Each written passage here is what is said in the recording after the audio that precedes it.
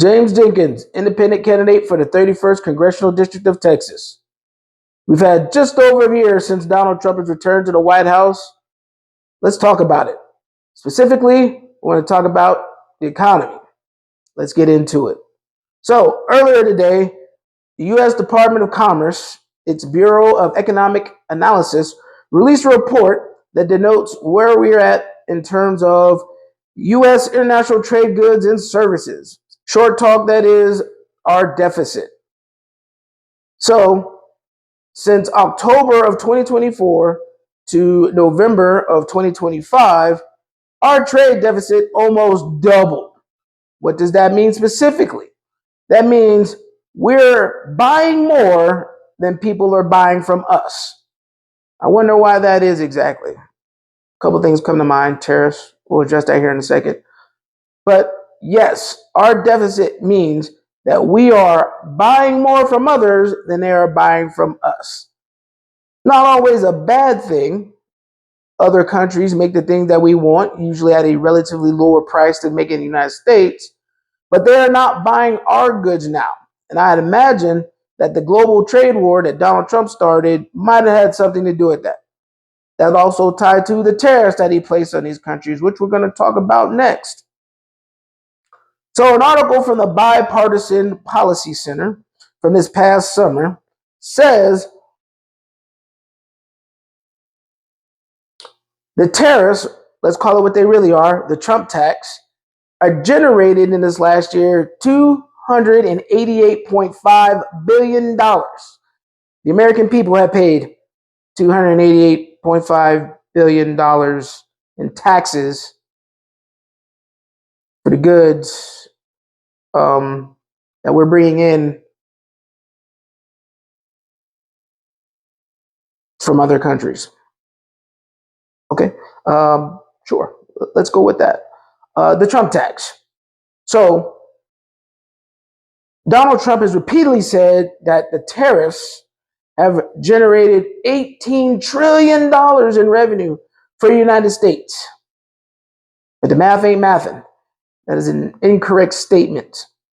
And if it was bringing in $18 trillion, wouldn't we be able to afford universal health care, not make cuts to Medicare, Medicaid, veteran services, and other policies so the one percenters and big corporations could get a tax break?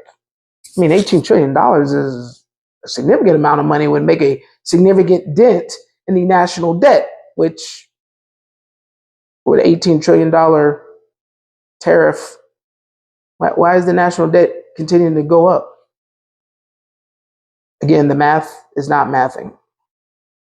So on top of the Trump tax, we'll go to the other economic information that has been made available to us, if you know where to research, but I'm going to post it here for you. We're going to talk about price at grocery stores, the cost for things that we buy, that we eat, increase in the prices of gas, utilities, communications, so on and so forth. You'll see it in the chart.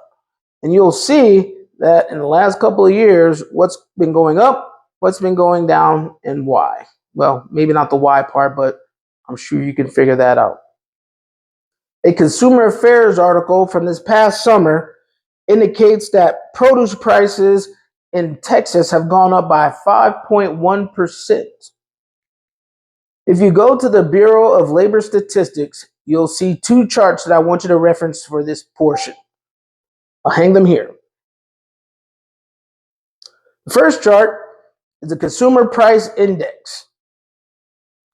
The second chart is the average price data. Please go to the website and look both those charts up so you don't think I'm just speaking out of turn, but they will denote for you the items that you buy, or we buy, and how those prices have changed in the last 12 months and so on, as well as the Consumer Price Index. The last thing I want to cover tonight is the price of gas. For those of you who may not have heard it, maybe it didn't get enough news coverage, but Donald Trump has threatened Iran and has told them a mighty armada is headed towards Iran. Well, the Iranians didn't like that very much. I mean, what sovereign nation likes to be threatened? So they've done something that we're all going to pay for, and I literally mean pay for.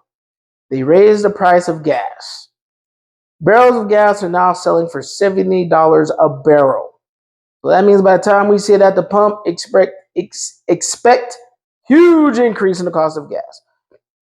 I just noticed the other day, literally a 20-cent jump in gas prices. At first, I couldn't figure out why, and now I know. And now you know as well. I'm not sure what your position is on the economy, but I do have a life hack for you that some of you may already be trying and don't even know. Here's what you do. There's two ways of doing it.